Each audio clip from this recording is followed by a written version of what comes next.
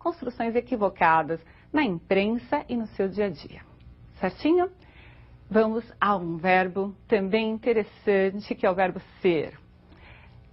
Você deve falar, para essa professora tudo é interessante, mas é interessante mesmo. Porque ver várias regras de uma vez pode não nos causar interesse, mas dentro do texto há sim que se procurar a estrutura correta. Por isso que eu digo que é uma construção interessante, chama atenção pela forma como deve ser usada.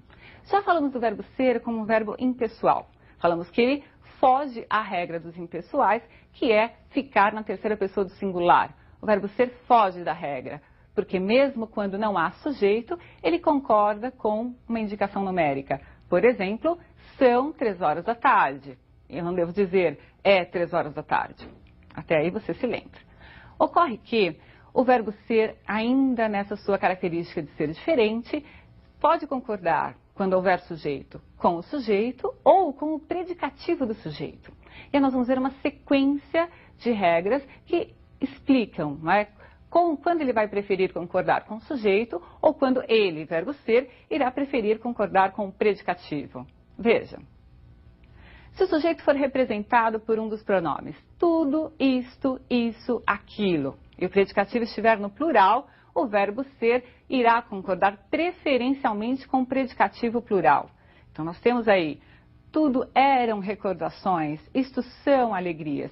Se você vir em algum lugar uma construção assim, tudo é recordações, não a considere errada, porque também é permitida essa construção no singular pelos gramáticos. Há uma preferência pelo plural, mas também se permite a construção no singular. Vamos continuar então com essas regras do verbo ser. Observe que ele é peculiar. Concorda com o sujeito ou com o predicativo, dependendo da vontade dele. Nós já vimos que sujeito representado por aqueles pronomes, o verbo normalmente concorda com o predicativo plural ou, segundo alguns gramáticos, ficaria até no singular concordando com o sujeito. Veja as outras construções. Sujeito representado por substantivo comum no singular e predicativo no plural, ou vice-versa. O que o verbo ser quer é concordar com esse elemento que represente o plural, seja ele o sujeito ou o predicativo. Os dois exemplos para que isso fique bem claro para você. O mundo são ilusões. Observe que o verbo não concordou com o sujeito singular, mas concordou com o predicativo plural. Abaixo, uns trapos eram aquela fantasia. Agora o verbo ser concordou com o sujeito, mas porque o sujeito agora está no plural. Veja, o verbo ser optou. Ele quer concordar com o plural, esteja esse plural no sujeito ou no predicativo. Observe como ele foge à regra. Qual é a regra? Concordar com o sujeito. Ele concorda com a palavra que representa o plural. E ele também vai fazer outras escolhas, tem outras preferências. Observe. Veja, o verbo ser concorda sempre com o pronome pessoal do caso reto. Já falamos quais são. O eu, tu, ele, nós, vós ou eles. Esteja esse pronome no sujeito ou no predicativo. A professora sou eu. Não se pode dizer nem escrever a professora é eu, concordando com professora, mas sim com o pronome reto. Veja abaixo, eu sou a professora. Agora o eu é o sujeito e a professora é o predicativo, mas o verbo concordou com o pronome reto, no primeiro e no segundo caso. Vamos lá? Você está entendendo? Ele escolhe, né? Ele escolheu concordar com o pronome reto. É uma característica dele. Ele escolheu concordar com o nome que indique plural. É uma característica dele. Vamos usar outra característica do verbo ser. Veja, ele vai concordar com a palavra que indica pessoa, entre a palavra que indica pessoa e aquela que indica coisa, ele prefere a que indica pessoa, esteja ela no sujeito ou no predicativo. Francisco foi só alegrias em minha vida. Os momentos de alegria foi Francisco. Veja, quando Francisco foi sujeito, o verbo concordou com esse sujeito. Quando Francisco virou predicativo, o verbo concordou com esse predicativo.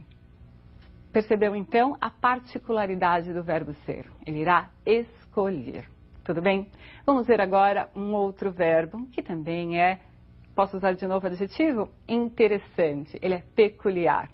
Porque quando ele estiver formando construções frásicas, locuções verbais, ele poderá, excepcionalmente, não é, estar no plural como auxiliar ou deixar o seu verbo principal ir para o plural.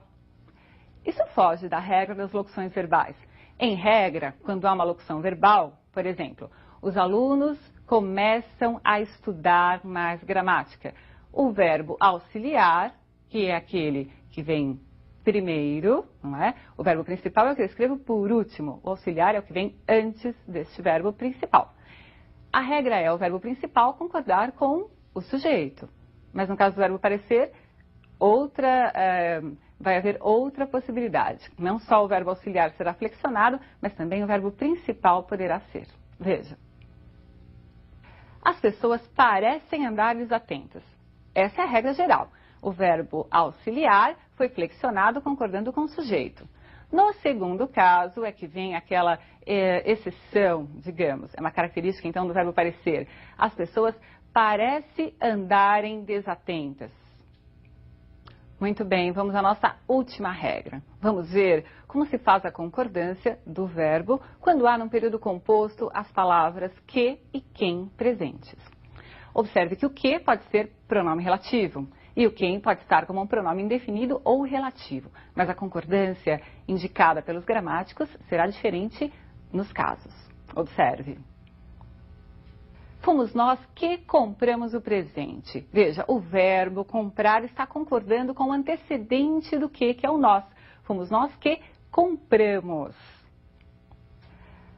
Se fosse a palavra quem funcionando aí como sujeito, nós teríamos duas construções possíveis.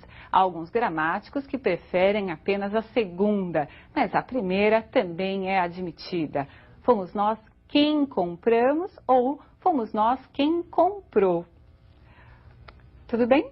Então, essa concordância do fomos nós quem comprou é sim correta. E por alguns gramáticos, só ela é admitida. Mas no vestibular, considere as duas como adequadas. Um grande abraço para você e até a próxima aula.